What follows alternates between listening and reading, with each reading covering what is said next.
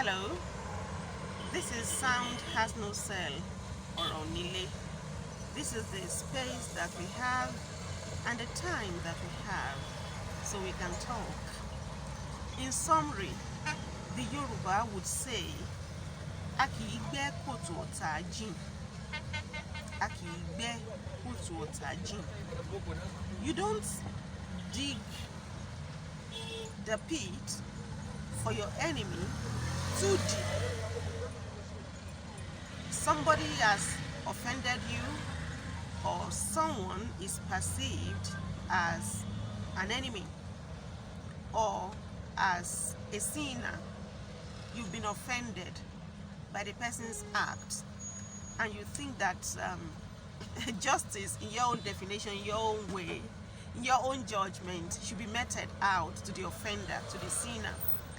You think the person must pay a price for the wrongdoing, and so you plan to dig a pit for that sinner, that offender, that enemy to fall into.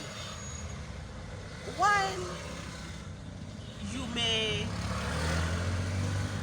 may not accept any advice not to retaliate, not to punish the offender, while you may while you may be resolute to deal with the offender, to make them pay for what they have done wrong, the Yoruba advise you still not to dig the pit too deep, because sometimes you had envisaged that your enemy would take that route, that path, that way, but it may not happen so.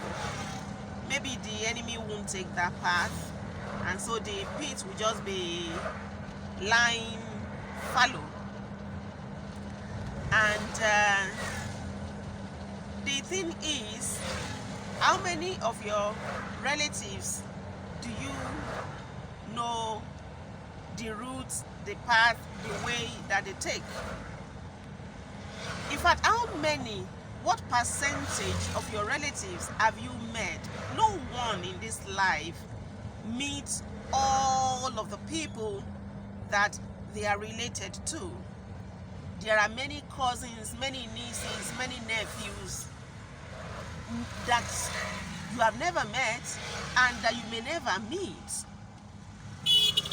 And when that pit is there, anybody, the people you know, even the people that you know, your cousins and nephews and sisters and cousins and brothers and relatives that you know, they may not tell you that they are going that way. Yes, you know them, in fact you interact, but they may not tell you that they are taking that route. They may not tell you that they are going that way. So they too, many of them may fall into that pit that you dug for your enemy. So don't dig the pit for the sinner, for the enemy too deep, because you never can tell who would actually fall into the pit. It may be someone who is closely related to you. It may be somebody whose burden of care would fall upon you, and when that happens, your enemy goes scot-free and you are paying a price of caring for the person who has fallen into it, a price of donating to the care of the person who has fallen into it, a price of not having the freedom to go about your basic schedule, because the care of the one who fell into it is back on your shoulders.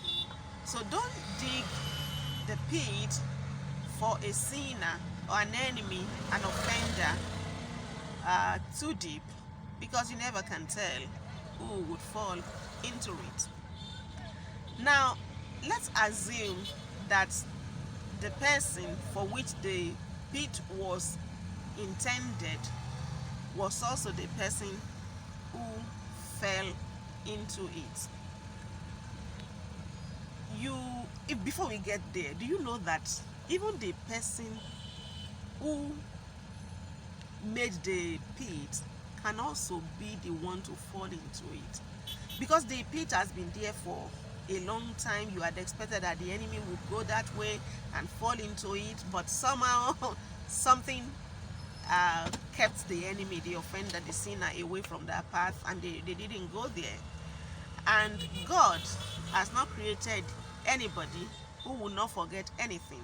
So even after digging the pit, you may forget one day, absent-mindedly. You may go there and fall into it. And if the pit is quite deep, then the damage will be much. But if the pit was made in a way that shows that even though you were hurt, but you were also considering tempering justice with mercy, so you didn't make it too deep, then if by error of omission or commission you are the one who fell into it, the damage will not be too much. But let's assume that it was even your enemy, the offender, that fell into the deep, and the greatest catastrophe happened to them, the greatest calamity befell them. Maybe they even paid the ultimate price of death in the process. Do you know that that person, that your enemy, that sinner, that offender has friends too? They have loyalists too. They have family too. They have admirers too. They have sympathizers too. And should their death, should their destruction, should their calamity be traced to you, now you have enemies in all those categories of people. Their friends, their family, their sympathizers, their admirers, their benefactors, people who people they have helped in the past, because